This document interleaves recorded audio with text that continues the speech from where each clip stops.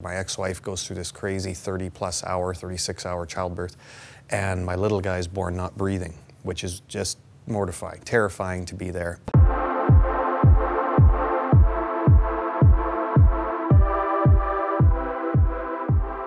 I still have an issue. I know there's certain people that will relate to me. I have an issue with seeing both animals, suffering. I could never hunt. My father was a hunter. I'll never forget. I went out with him, and the first time I watched him shoot this beautiful deer, prancing through this field, I was just like, that just seems so crazy too. And I have no issue with it. Lots of my friends are hunters, but the thought of taking a life from this beautiful animal for what these days, I don't know.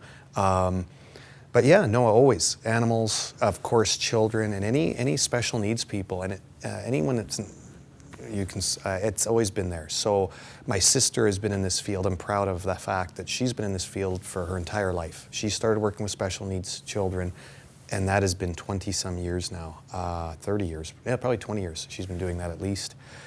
And yeah, I as well. So, and then randomly, yeah, anything I could do involving kids. As soon as I came out of university, while I was in university, we did everything we could.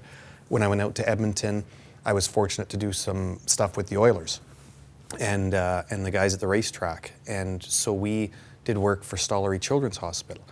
And it really hit home, I guess, when my oldest son, Carter, was born not breathing. So small town, this long childbirth.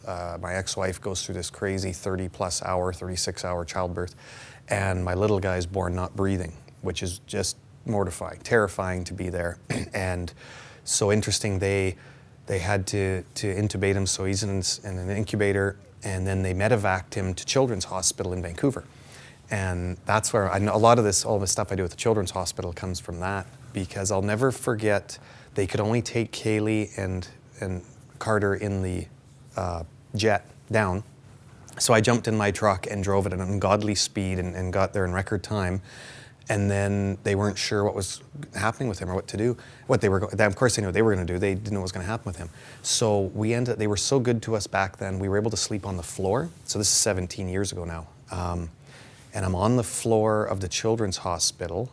And at this point, I'm a new salesman. I was totally broke before this, but I was doing well in sales, and I'm sleeping. They were nice enough to let us sleep I was able to sleep on the floor, kind of beside his incubator, on the floor beside Kaylee, and it was like 20 days. He was born on the 20th of December, so this is over Christmas. No one knows what's going on. Everyone's worried about us, and literally spent almost 2 weeks there in this little tiny room. And so I always thought, when I had the chance to make a difference, I would. I was going to do something.